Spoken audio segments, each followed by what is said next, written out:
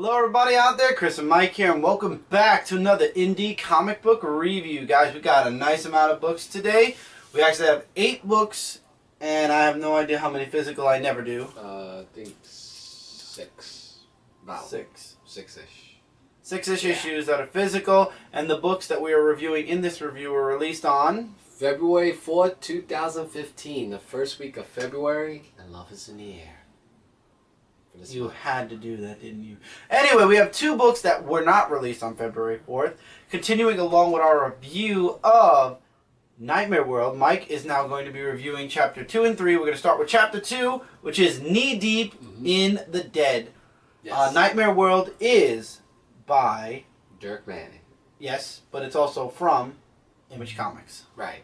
So, in Knee Deep in the Dead, it talks about 2 people who are running through a forest. It's Jason and Fiona, I think her name is, or something like that. And they're running away from this guy who is chasing them. And it reminded me of Jason Voorhees, you know how when they were running away and stuff. So then the guy's saying, "Oh hey, let's go into a cabin." I'm saying, and the girl's saying, "You know, he's gonna find us in here." So while they're hiding out in the cabin, the girl actually kicks Jason. Ironically, his name is Jason. She kicks him out of the house, and the guy with the hockey mask finds him and stabs him, while the girl flees away. And that's the conclusion. So I was like, whoa, that was really something else. And then the third chapter actually. Break Stuff. Yeah, and this is the cover. Oh, by the way, the first artwork was great. The chapter of the break was a little bit okay. It's about this guy who was in the store saying, I've been trying to look for my girlfriend and you guys are hiding her from me and I know she's here. And the poor employee saying, I just got here and everything, and he just beats the snot out of him, trying to get the answers of where his girlfriend is. So he tells Josh, who was the main guy there, to call 911 because he saw something. And apparently the monster was the one that had the girlfriend in the store all this time and then kills the guy. Yeah, the twist is who the monster was. Yeah, so I'm not going to give any of that away, but wow. I wanted to keep reading because it's really interesting. I like the short stories. Yeah, I'm just saying, the horror that he puts in there is, really just amazing. I was really amazed and very... it was just a great story. Highly recommended. You check it out. And the book I read is Tales of Mystery, Volume 1, Procreation of the Wicked. However, it is the trade paperback. I'm going to be also reviewing this chapter by chapter, which I believe will be comic issue by comic issue. When it comes to Nightmare World, that is a trade paperback of stories. This was several books compiled into a trade paperback. Before we get into that, though, I really would like to promote this right now. Dirk Manning has a Kickstarter for Volume 2 of Tales of Mystery in hardback. It's going to be an ultimate collection. Guys, go check it out. I will be posting a link in the description below. If you haven't already funded or donated money to fund the project is funded. However, the stretch goals are still being reached. So we're hoping that the highest stretch goal gets reached. I'm hoping so. If you have not funded it yet, definitely go into it, because after reading chapter 1, I am hooked on Mr. E. So it opens up. I guess each chapter is a different story, but obviously still centering around the main character, who is Mr. E. So this guy, I forgot his first name. Jack Faust. Oh, Jack Faust. I thought it was Doctor. Well, he is a doctor. Yeah. Yeah. First of all, this guy has a twisted place. Oh, yeah, I read this and his apprentice is a bit twisted also, but he calls for the services of Mr. E. And throughout the whole book, in the beginning, throughout the whole first part, he's saying that a person with Mr. E's knowledge of demonic summoning, and then you get a tiny flashback of, I guess, him when he was younger, summoning a demon, and there's talk about possession, and that's when he touches the tattoo on his head. So I'm guessing at some point Mr. E was possessed, or he has some type of connection with the mythical. But anyway, this guy is trying to create a possession that what's the word? A successful possession, which doesn't drive the host or the demon crazy, and he has a method of doing that. And I'm not going to spoil that. Read this to find out what it is. But let's just say Mr. E did not like Dr. Faust's methods and uses a couple of methods of his own. Mm-hmm. And that's basically the end of the first chapter. This story also is in black and white or grayscale. It definitely adds to the story. I like the character, Mr. E. He's a man of very few words. I mean, he didn't say too much. I mean, he said a bit at the end, but for the most part, he's a man of very small words. Dr. Faust did a lot of the talking in this book, as a matter of fact. Along with the summoning of the demons and stuff, yeah. But I really like the character. I'm really invested in this book now. I definitely cannot wait to read and review chapter 2. I don't know how many chapters this book actually has, to be honest. I think it was 12. I believe so also. I'm going to go down and I'm going to see the last chapter and then it'll tell me. No, this says the end of volume 1, so I'm going to have to go to the previous volume and then it'll tell me there. Yeah, but I read it too, and I have to admit, like, the story... Yes, you're right, Michael. 12 chapters, so that means 12 parts. Yeah. Usually all in all, chapters a volume. All in all, though, definitely 5 out of 5 stars. I really enjoyed it. You could definitely probably check this out on Amazon also. I will get a link. I wanted to see if maybe the cover would give us some. Well, should I get into the But yeah, I'll leave a link in the description for the book from Amazon. I would highly recommend checking out the trade paperback. If you like the single issues, definitely check out the single issues. Really great stuff. 5 out of 5 stars. I really enjoyed chapter 1. Can't wait to delve into chapter 2 in the next episode. So this is good. This is going to be 12 weeks worth of Mr. E, and then we're going to have another 4 weeks of volume 2, and by that time, we'll have maybe the hard cover to review from. So we'll see. We'll see what happens there. Okay, so let's get into the physical book. Starting with Archie Comics Mega Man issue number 45, a new story arc called The Ultimate Betrayal. And it's a 4-part series, and I have to admit one thing about this book. The artwork. Look at the artwork. It is outstanding. I love the artwork. The artist in this one is by, I think, Ryan Odagawa. Odagawa, yeah. Yeah, his artwork, just beautiful and outstanding. But getting into the book, it's Breakman versus Mega Man, while Dr. Wily, who betrayed Light and Roll, Dr. Wily's like saying, you know... The colors look a little bit more dulled. It's not as bright. Really? I like not the as colors. Cartoony. No. I'm not saying it's a bad thing. I'm saying that's one of the things you might notice. Well, yeah, for that one. So, basically what Dr. Wily's saying, like, he wants all the information from, Dr. Light with all the robots and stuff like that. He had no choice, so he gave him all the imprints and everything else with that. And there's lots of other dialogue, which you'll definitely have to read to see for that. And Dr. Wily just leaves saying, I always one-up you, and I'm always the better one.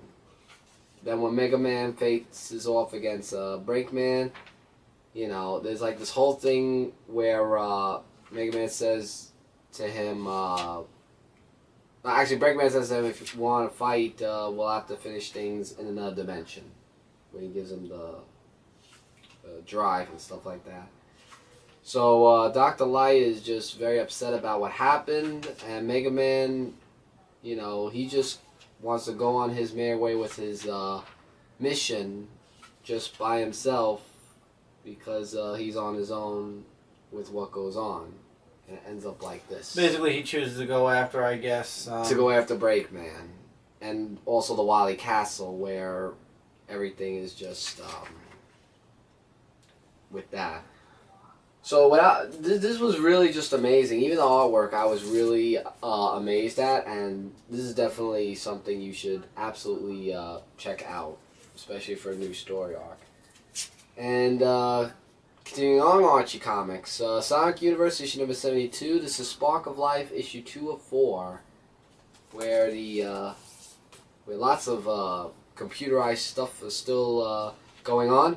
And it really focuses on the Red Star ring, which is actually more to the story. It was from the recent Dark Gaia energy after that whole earthquake thing happened, and it's just really just finding more of them. Like there's more than one of that. So as Big the Cat and Sally go off to find that, they go to the past with Princess Sally, who trying to be queen and stuff like that.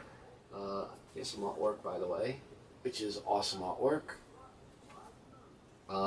So Nicole is just looking around to find some stuff in the computer, in her computer world, and there's lots of other flashbacks that was happening in the book. And they found another red star ring, the second one, and let's just say Sally got caught doing something that I forgot what his name was, the doctor, that he didn't like what she was doing. Oh, there's an index. Dr. Alidi, however you say his name. So Sally keeps doing these things. She's going to catch on, this doctor. But this is really good stuff. I'm looking forward to finding out more about this red star ring in this. And here's your big book. This is a triple-sized issue, Spawn 250. Now, things have been going on previously in the previous issues of Spawn, so I'm a little bit lost at the beginning, but it all comes together. Yeah, but it all actually comes together in the end. So basically, Jim Downing, from what I've read, I mean, this book definitely, when you start reading it, you're kind of lost a bit, but as the book continues, you catch on really quickly. Jim Downing is now full angel, apparently, and has separated from the Spawn costume here. And I'm trying to find the page where it happens. Here we go. He separates from the Spawn costume here. And I'm going to skip all the dialogue in this book. This book was amazing. It definitely is something that you guys should check out. I'll show you guys some artwork. But I'm going to spoil this part. Now, we all know what happened to Al Simmons. He killed himself in an alley, and it says the king is dead, yada yada. Well, Jim Downing brings himself and the suit, which is chasing him, to that very spot, to the very spot where Al Simmons killed himself. And we finally find out the truth after so many issues later, after the entire Jim Downing run. We find out where Al Simmons killed himself. Now, this is major spoilers here. If you did not read Spawn yet, if you are a fan of Spawn and you did not read this issue yet, I am urging you, until I put this book down, to not listen to what's going to happen next, because this is a major turning point, or returning point, I should say, in the Spawn comics. Where Al Simmons killed himself, the place is, what was the word Jim Downing used? He found as he put it, a sliver of the dead zone. Oh. Basically a space in the dead zone where not the devil nor God could touch Al Simmons, and magic doesn't work there. And basically, when he shot himself, he made sure that his body would fall backwards into the dead zone, where basically he couldn't kill himself. And so basically Al Simmons is dead but not dead. And he crosses the line and then dares the Spawn symbiote to do the same. And he won't. But then he wonders what happens if the side on one line that is not part of the dead zone reaches into the side and touches something that is in the dead zone. And we find out just what happens, because the Spawn symbiote tries to attack, or does kind of physically attack, Jim Downing. And this part I will not spoil, but we see the final fate of Jim Downing and the Spawn symbiote. And then we find out there are little clues throughout this book, and basically the world is in hell right now, and these three letters, A-L-I, are found, and they're put in several orders. One was Al, and then one was Liv, L-I-V.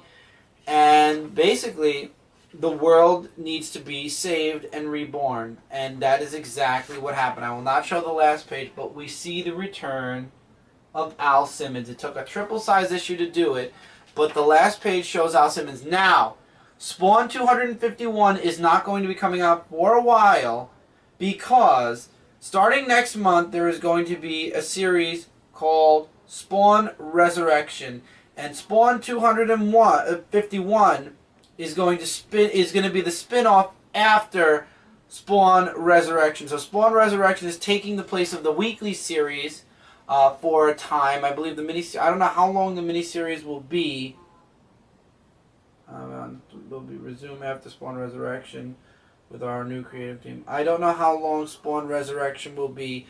Probably, it's a 4 to 5 issue miniseries, maybe 6. I don't know. Or whatever. But whatever it is, basically, once the Spawn Resurrection series is over, the regular Spawn series will begin again with a new creative team, a full new creative team, and this was announced before during New York Comic Con, I believe, or San Diego, one or the other. New York. But anyway, this book definitely was spectacular. I am looking forward to reading Spawn Resurrection next month. It's going to be interesting to see how, now that Jim Downing is, well, I don't want to reveal his fate in this book, but he doesn't have the symbiote, he doesn't have the Spawn suit anymore because Al is back.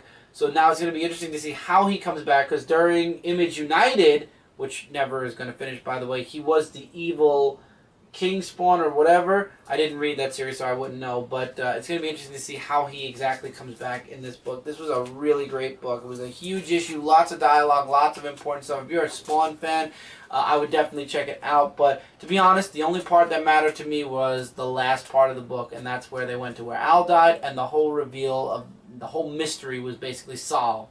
Yes. Alright, the rest of the books we're going to review now from Zenescope. Grimm Tales of Terror, issue number 7. The story of Bloody Mary. Oh, and I know the whole tale 3 times. Don't worry, I'm going to be very careful. As the legend goes. There's no mirrors in here. Okay, good. Well, just saying that. Just the mirror to your soul. Yeah. So basically, they're at school and they're learning about urban legends, and the girl's name is Mary, and she talks about what she thinks about urban legends and the words of Bloody Mary and yada yada yada. So they're all having a friend hang out one night, and I'll show this artwork. The artwork's really amazing, and they're saying, let's try to do the whole thing in the mirror, because they want to be curious about what they see. And they said if you say it the second time, she actually takes care of your problems with vengeance against someone who you don't like when you summon her the first time, saying Bloody Mary 3 times. So they didn't see anything, but Mary says that she saw something, and then there's just like a whole big dialogue that happens where she has a stepmother, and she learned about some stuff that the father never told her, and let's just say we learned something about the father that's really just crazy, and I'm not going to spoil it, but there was a very happy ending to it, along with a decapitation at the end of the book. But for who, I'm not going to say anything. You gotta read the book. Because I'll tell you something. Grimm Tales of Terror, I love the stories that they come up with. Because it's just so amazing. It just takes the urban legends we learn about to a whole different level. This is just absolutely outstanding issue for Zenescope. This was a fantastic cover, by the way. This is Grimm Fairy Tales issue 107. Sela is actually called away by, I forget what her friend's name was, but she was part of the organization that was chasing after... the Hippocorp? Hippocorp, yeah. Yeah, that's what it was. But I have to remember her name. I don't want to sound silly, I was just making sure that was what it was called. I'm trying to see if I can find her name, but I can't get it.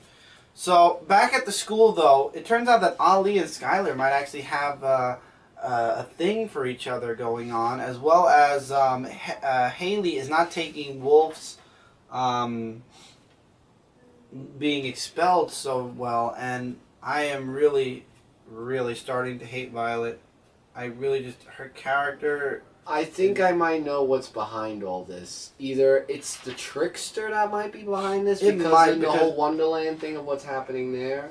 Mm-hmm. Well, I'm not gonna say next time. I'll get to that after. Because she's definitely one of the darkest, weirdest, creepiest, bitchiest people in the school. Also, we get to see Ali can actually see ghosts, and there's a ghost of Haley's mother that's stalking Arcane Acre now. Sela talks with Belinda about a couple of things, mostly about Skylar. Check this book out to find out what that's about. Ali kind of comes out a bit about his powers with, Jessica. Her name is, by the way. And we find out, well, anyway, before we get into that, he tells her about his powers a bit. We find out why Jessica needs Sela's help. It involves, what was her name? Korea Carmen. Also, she was part of the Realm Knights, or the Phoenix. She was a Realm Knight in training, and then she left. So basically, she's in trouble, and Jessica wants Sela's help, because basically nobody could get on the island. Here's another good piece of artwork, by the way. Because Sela does actually take on the mission, so to speak. So Ali decides, since he told Skylar about his powers, he's going to practice for his midterm with Skylar, but he was supposed to only do it when Shang is around. Now, he released the genie, and now practicing for his midterm without Shang around, but there is somebody else around, and let's just say that his practice doesn't go the way it's supposed to. And that's definitely going to bring in somebody. I will show you, Michael. That's going to bring somebody else into Arcane Acre. Are you serious? And it looks like Ali's just put them all in trouble yet again. Oh, wow. Leading into the next issue. Cliffhanger. I don't know, but if Ali keeps doing this stupid crap, he's going to get himself expelled. Okay. But he's a good kid, though. I like his character. I like his personality. And him and Skylar definitely are very close, but I don't think that they'll... I don't know. I honestly don't know. And I'm really enjoying it. And it definitely keeps you guessing. And you enjoy the whole students of Sela kind of screwing up. And Ali's definitely been screwing up a lot. And already Wolf's been expelled. Really great stuff. Really, really great stuff. I definitely would recommend 5 out of 5 stars for Grimm Fairy Tales 107. One of my favorite books from the Indie Review this week, next to Spawn 250. Okay, a new story from Xenoscope is White Queen, Age of Darkness, issue number 1 of 3, which will explain probably about what's going on with Violet. So, basically, Callie, who is the White Queen, for those of you who have read the Xenoscope books. Yeah, but this is taking place now before Wonderland. This is during the Realm Wars. Right. And then she's facing off against the Hearts, and then she's trying to say, you know, that she's the new queen, and they're trying to accept it because of the Queen of Hearts and Spades and yada yada yada. Those have all been, you know, killed and dead, and all that stuff. So in comes in the Trickster. By the way, here's some artwork. And the Trickster tells Callie, you know, about the whole thing about Violet with the locket, that if she doesn't do what the Dark Queen says or what she does, then she has a way of killing Violet. So, you know, the Dark Queen is just really just, you know, with everything, and she's trying to save the people and killing things in sight, but, you know, she's just between a rock and a hard place, trying not to, because she wants to save the people, and how do you say his name? Cheshire? Oh, the Cheshire. Yeah, Cheshire, thank you. I haven't said his name a lot, that's why I didn't know. Tries to tell, you know, you can't save everyone, you gotta usually sacrifice. And then comes in the Dark Queen, and I swear to God, I hate that character so much. I hope that they kill her someday. And she just says, you know, you just understand that you just better follow my rules, and I give you a final warning that if you don't, I will kill your child. I'm like, can someone please decapitate her?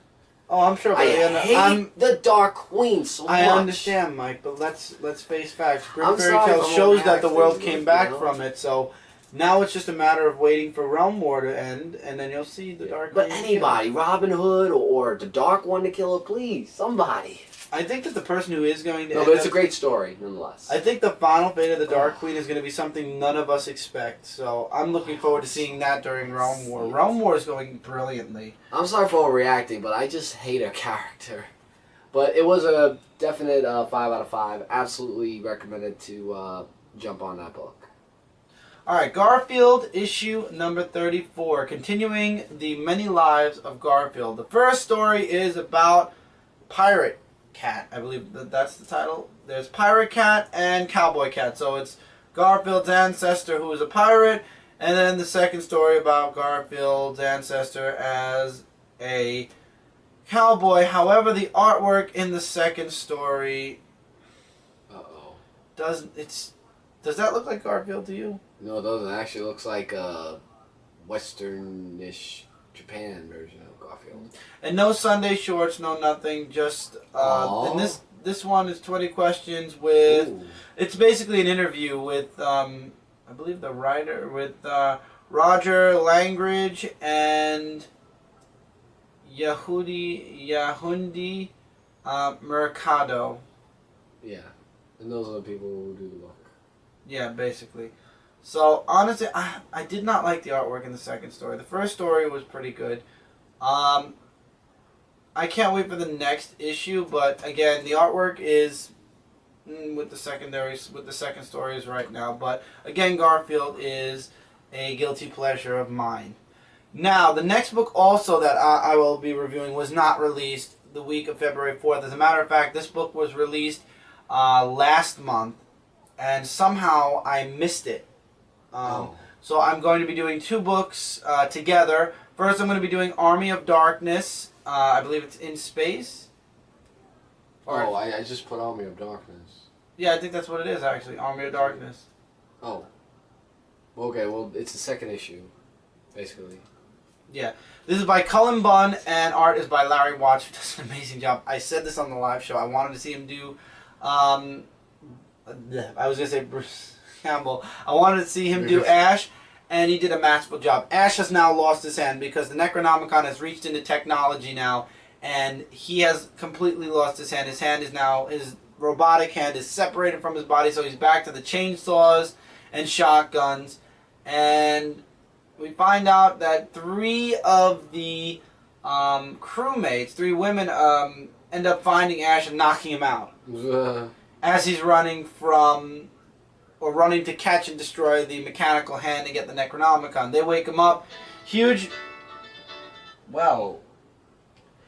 interrogation happens. They don't believe him. The Necronomicon basically takes over two of the other crew people working on computers, and it's up to basically Ash to save them. After they free him, he does save them. However, the mechanical hand, he's like, I want to face you one-on-one. He says this to the computer, which is basically now possessed by the Necronomicon. So the hand with the Necronomicon reforms to form Evil Ash from Army of Darkness, the movie, but now he is a robotic version of himself. And with that, give us just a couple of seconds and we'll be right back and we'll get into Army of Darkness in Space, issue number 3.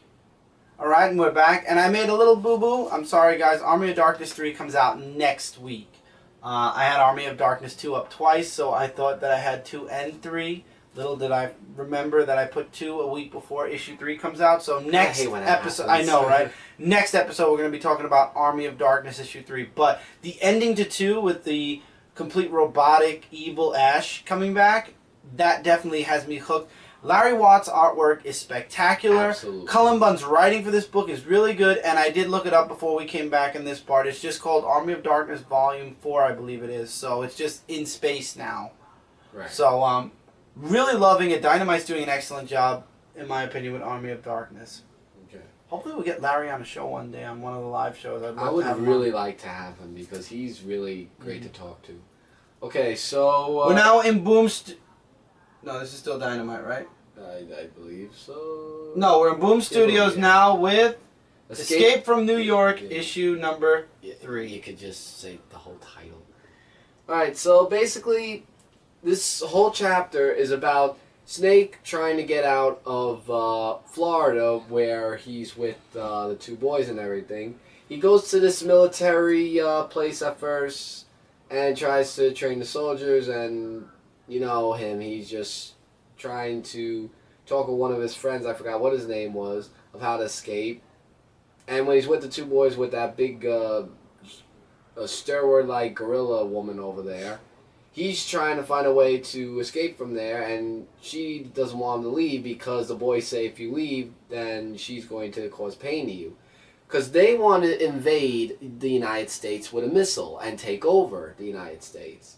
So he doesn't like that, so what he's trying to do is escape along with trying to sneak into the base to take the nuke that they're going to use against the United States, and just to take it as well as escaping. Now, mind you, he has that collar thing around his neck, so anytime when he presses the button, it could be activated and bad things happen. However, he found a way to deactivate the switch, so that way it won't happen. Mm-hmm. So Snake was smart, you know, not Snake from Metal Gear Solid, before you say anything, it's Snake from the Escape from New York character. Mm-hmm. Just point that out there. Artwork is great, by the way. And basically, he tries to escape, and it's just, he gets beaten up, like, really bad, but every which way, he does try to escape. Oh, Mimor is the woman. I just remembered her name. That's what they call her, actually. And the boys are telling, you know, he's escaped, and now, with him escaping, he's just got to, go up, I think they say what his name was. Curtis. That's Snake's friend's name, Curtis. So they're working together just to try to prevent the United States from getting taken over by the two boys, as well as him just escaping and saving the world, or United States in that case.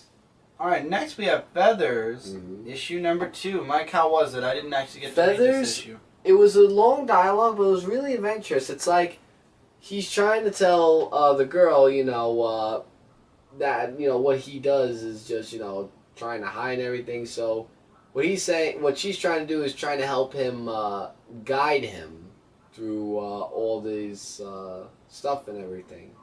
And it all works great, by the way. And it's just them just talking to each other about, you know, stuff that they do and everything. And some they agree on, and some they really don't agree on as they're talking. If you want to find out what it is, definitely read the book.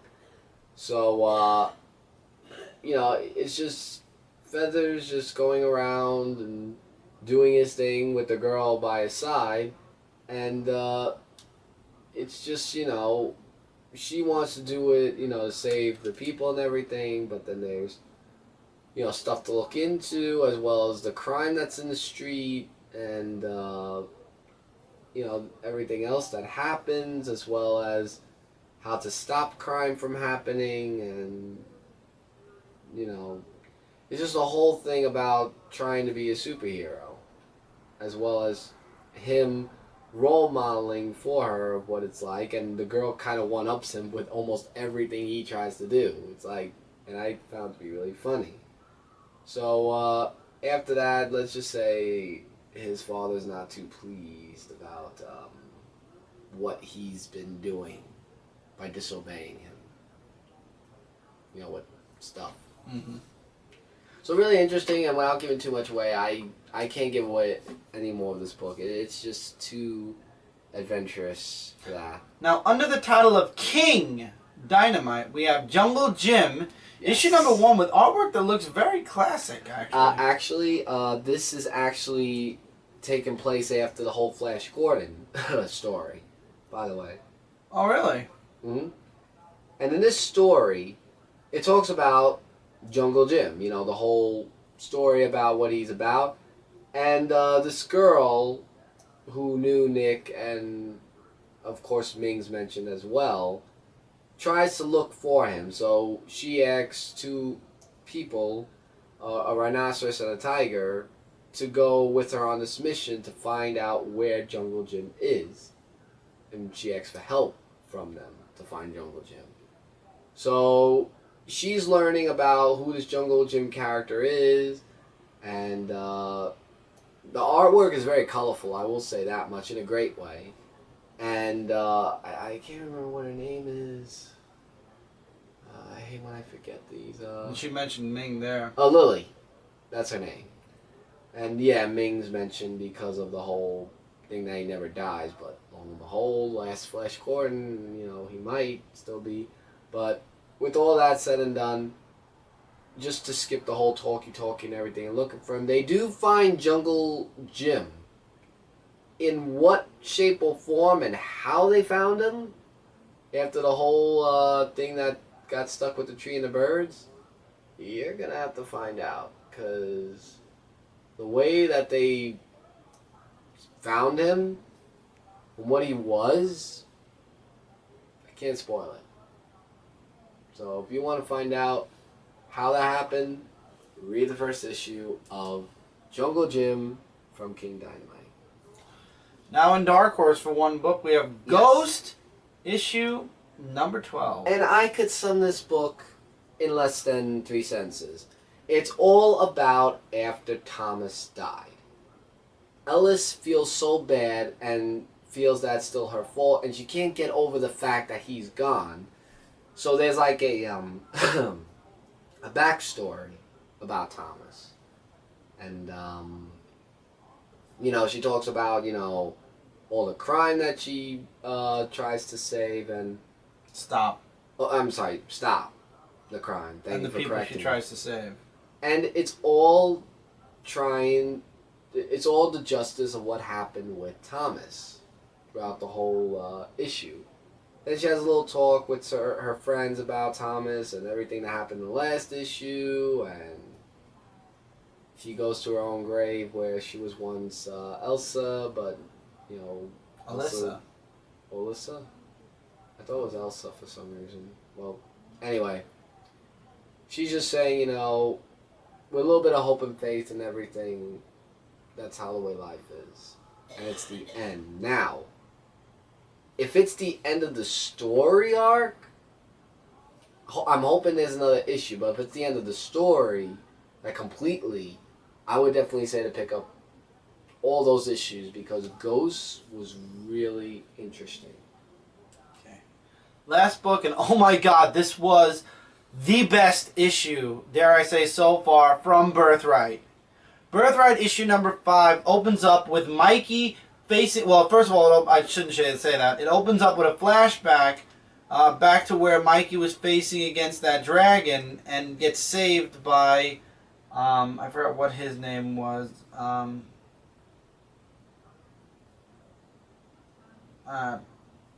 Completely left me altogether. But anyway, then it jumps back to the present where Mikey's fighting the mage.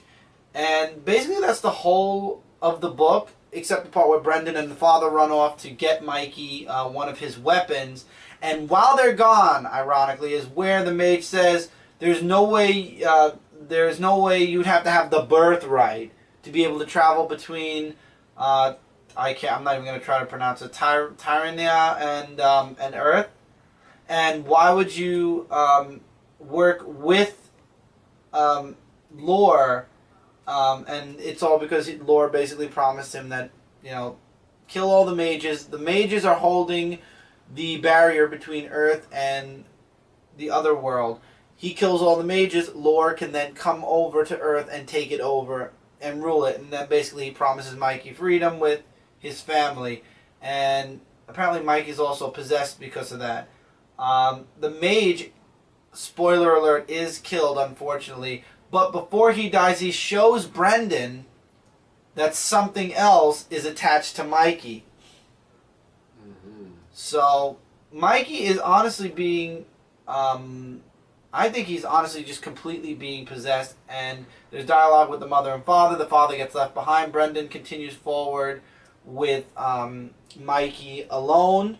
We get a little bit more of Mikey's background. He was supposedly prophesized to also not only be the one to kill Lore, but to marry the princess. And when it jumps back to the present, he's like, dude, you married a princess? And he's like, yes. He's like, so... I have basically a sister-in-law. He's like, it's complicated. Stick with that. There's a reason. Now, and also remember his friend here. The girl with the wings. Oh, yeah. So, basically, there's dialogue between him and the demon that is possessing him, which I believe is Lore or a follower of Lore. Now, the portal between realms is crossed again. And you have to have the birthright in order to do it. And it turns out, now remember, Mike, he's an adult. So that little girl with the wings, I cannot remember her name for the life of me, is now grown up as well. And she comes through. This is the hugest spoiler and the best part of the book, but I'm not going to spoil one thing about her. She makes it through the portal. And, you just read that bubble, Mike? And then look at her again. Oh. So she ends up coming through the portal, but what are her intentions? Why? And how did she get through the portal? I guess we'll find out as the story continues. But there is a twist to this girl also, this woman, I should say now. Now she's a woman. And it definitely answers the complicated... I got her name. Raya. Yeah, it says in capital letters. Right there. Raya, R-Y-A. Raya, tomatoes. Anyway. Yeah. This was an amazing issue, and it just keeps... This series keeps getting better and better. Image Comics, I believe this is from Image. I want to make... Yeah, this is probably Image. I'm going to make sure. Yes, Image Comics and Skybound really do great work.